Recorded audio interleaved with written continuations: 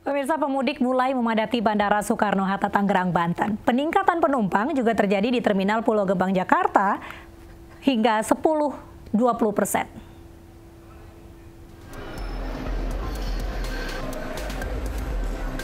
Area keberangkatan dan area counter check-in tiket Terminal 2 Bandara Soekarno-Hatta Tangerang, Banten terus dipadati pemudik.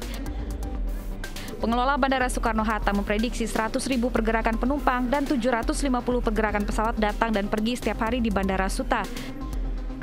Selain itu, maskapai juga meminta penambahan slot sebanyak 720 penerbangan untuk melayani penumpang selama angkutan Lebaran. Selama periode angkutan Lebaran, pengelola telah mengoperasikan kembali Terminal 1A untuk mengurai kepadatan penumpang. Peningkatan jumlah penumpang juga terjadi di Terminal Pulau Gebang, Jakarta. Jika sebelumnya jumlah penumpang berkisar 1.000 hingga 1.300 penumpang per hari, kini mengalami peningkatan mencapai 1.600 penumpang. Milih mudik menggunakan bis, Pak? Karena kalau bis ada jaraknya sih ya agak terlalu ini juga ya, karena tiketnya lebih murah dibanding pesawat yang harganya tinggi, apalagi kita ada. Pemudik diimbau untuk tetap menjaga protokol kesehatan agar bisa menghindari penularan COVID. Dari Tangerang, Banten, dan Jakarta, Tim Liputan iNews melaporkan. Pelabuhan Padang Bayi Karangasem, Bali mulai dipadati pemudik. Penumpang menuju Lembar, Lombok mengantri berjam-jam di pelabuhan. Padatnya antrian pemudik bersepeda motor dari Bali dengan tujuan Lombok terjadi sejak pagi tadi. Tidak hanya itu, mobil bermuatan seperti bus juga mulai memadati pelabuhan Padang Bayi. Menurut pihak pelabuhan, kepadatan pemudik terjadi sejak Senin malam. Penumpang mengantri berjam-jam karena kecepatan kapal lebih lambat dari biasanya untuk mengurangi biaya sandar. Sementara penyeberangan dan jumlah kapal masih beroperasi normal.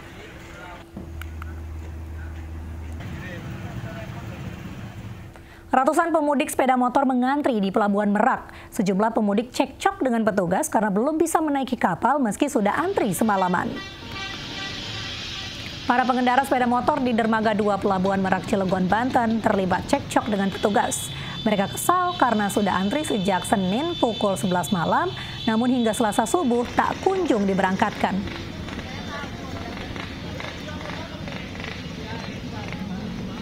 Petugas meminta pemudik roda 2 menunggu hingga antrian kendaraan mobil mencapai batas maksimum.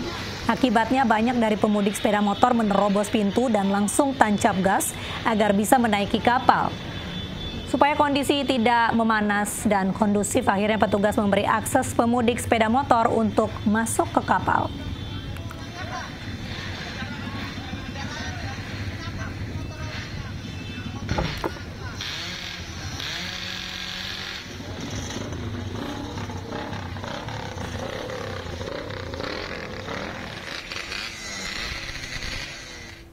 Ya pemirsa, untuk mengetahui situasi terkini, kita sudah terhubung dengan Mahathir Muhammad di Dermaga 3 Pelabuhan Merak, Cilegon, Banten, dan juga Nadia Valeri di Gerbang Tol Cikampek Utama, Karawang, Jawa Barat. Kita ke Mahathir terlebih dahulu. Selamat malam Mahathir, apakah ada lonjakan pemudik di Pelabuhan Merak? Ya, selamat malam Mirva. Untuk lonjakan pemudik memang sudah terjadi di hari ini. Dari pagi hari hingga malam hari ini memang antrian kendaraan masih terlihat. Kami akan menunjukkan pada Anda juru kamera kami, Septian Bayu. Inilah antrian kendaraan yang masih mengular di Dermaga Pelabuhan Merak, Banten. Dan di mana memang antrian ini cukup panjang, memang terjadi pada pagi hari tadi.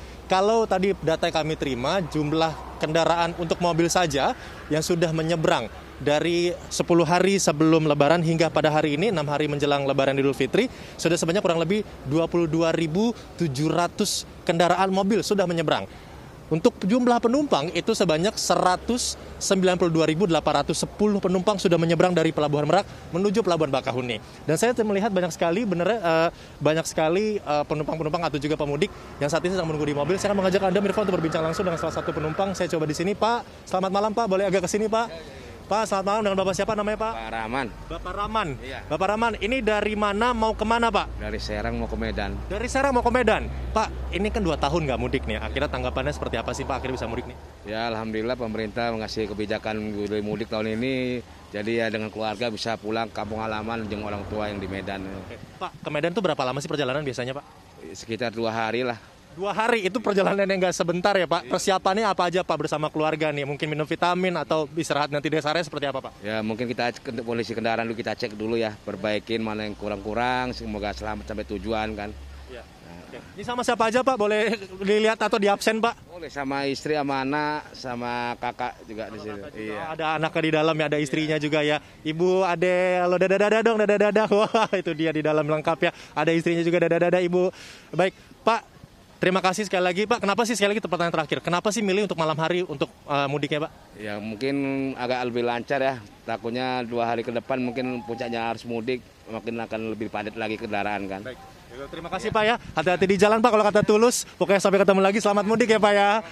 Ya, itu tadi perbincangan kami dengan salah satu pemudik yang akan menuju ke Medan. 2 hari perjalanan luar biasa. Namun sekali lagi Mirfa dari pihak Polda Banten menghimbau kepada seluruh masyarakat untuk bisa sebenarnya mudik di pagi hari hingga siang hari. Namun tetap saja untuk yang malam hari akan ada fasilitas pengawalan apabila nanti melewati jalur-jalur yang agak cukup rawan. Selain di Pelabuhan Merak yang mengalami peningkatan, kita akan menuju ke pintu tol Cikampek Utama, di mana apakah di sana sudah ada peningkatan dari pemudik, akan menuju rekan kami di sana dan Nadia Valeri. Nadia Valeri, silakan, apakah ada peningkatan di gerbang tol Cikampek Utama? Ya, terima kasih Mahathir, Mirfa dan juga pemirsa. Untuk situasi arus lalu lintas di gerbang tol Cikampek Utama 1 hingga malam hari ini terpantau kondusif. Meskipun memang untuk volume kendaraan sudah mulai mengalami peningkatan, namun saat ini arus lalu lintas masih lancar. Kendaraan masih dapat melintas tanpa hambatan dan dengan kecepatan normal. Untuk volume kendaraan di sini, Mirfa sudah mengalami peningkatan sekitar 30%, di mana data terkini untuk kendaraan hingga pukul 21 waktu Indonesia Barat tadi tercatat sudah ada lebih dari 35.000 kendaraan yang melintas di gerbang tol Cikampek Utama 1. Ini meleset dari prediksi awal PT Jasa Marga yang awalnya memperkirakan untuk jumlah kendaraan hingga malam hari nanti hanya sebanyak 30.000 kendaraan saja. Untuk puncak arus mudik di sini, Mirfa diperkirakan akan jatuh 2 hari ke depan, Kamis dan Jumat 28 hingga 29 April 2022 mendatang dengan total 131.000 kendaraan yang diperkirakan akan melintas di gerbang tol Cikampek Utama.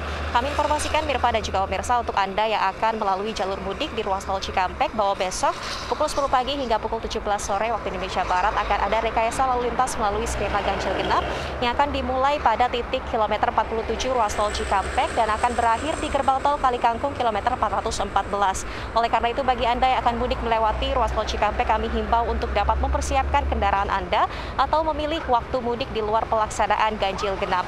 Tetap berhati-hati dalam berkendara agar selamat sampai tujuan. Kembali ke studio, Mirfa. Ya baik, terima kasih atas laporan dari Mahathir Muhammad dari Pelabuhan Merak dan juga Nadia Valeri dari gerbang tol Cikampek Utama. Tetap jaga kesehatan. Pemirsa, Kapolri Jenderal Listio Sigit Prabowo meninjau kesiapan mudik di Pelabuhan Merak dan rest area kilometer 57 tol Jakarta Cikampek. Kapolri mengapresiasi warga yang mudik lebih awal untuk menghindari kepadatan di puncak mudik.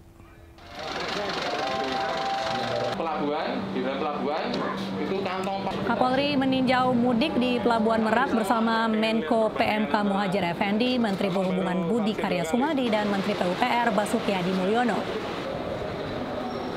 Dalam tinjauannya, Kapolri juga memeriksa langsung kesiapan pos pengamanan, pos pelayanan, dan pos terpadu.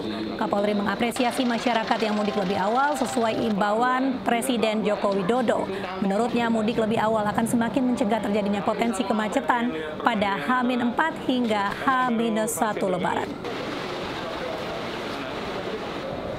Kami sangat berterima kasih dan mengapresiasi masyarakat yang telah mendengarkan himbauan mudik yang disampaikan oleh Bapak Presiden dan tentunya ditindaklanjuti oleh menteri-menteri terkait untuk menghimbau masyarakat agar mudik lebih awal. Dan kita lihat bahwa hari ini dari mulai kemarin dan hari ini kegiatan di arus mudik sudah mulai terlihat dan tentunya ini akan sangat baik khususnya untuk mengurai kemacetan khususnya di prediksi puncak arus mudik yang diperkirakan antara Dari Pelabuhan Merak, Kapolri dan 3 menteri juga meninjau kesiapan mudik di rest area kilometer 57 Tol Jakarta Cikampek. Selain mengimbau masyarakat untuk mudik lebih awal, Kapolri juga menekankan bahwa Polri dan pihak terkait siapkan sejumlah rekayasa lalu lintas guna mencegah kepadatan saat puncak arus mudik. Kapolri juga menekankan seluruh pihak terkait fokus ciptakan mudik yang aman dan nyaman, di mana telah disiapkan pos pengamanan, pos pelayanan, dan pos terpadu di sejumlah titik.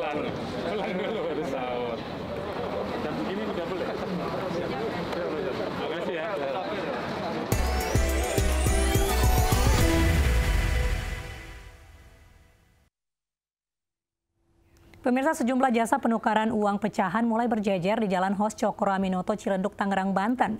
Masyarakat biasanya menukarkan uang pecahan mulai dari Rp2.000 hingga Rp20.000 untuk tradisi Lebaran.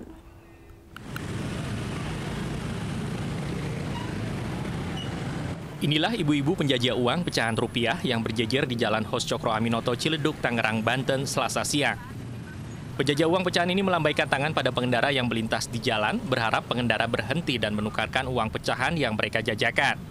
Uang pecahan yang dijajakan jasa penukaran musiman ini mulai dari pecahan Rp2.000, Rp5.000, Rp10.000 hingga Rp20.000. Setiap nominal Rp100.000, maka penukar uang dikenai biaya Rp10.000 dari berbagai jenis uang pecahan. Sehari bisa mendapat keuntungan berapa, Bu? Nggak tentu. Belum tentu, soalnya kan modalnya aja kadang udah kalau Rp500.000 kan untungnya cuma modal apanya Rp50.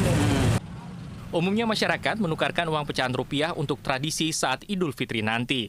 Dari Tangerang, Banten, Sukron, iNews melaporkan.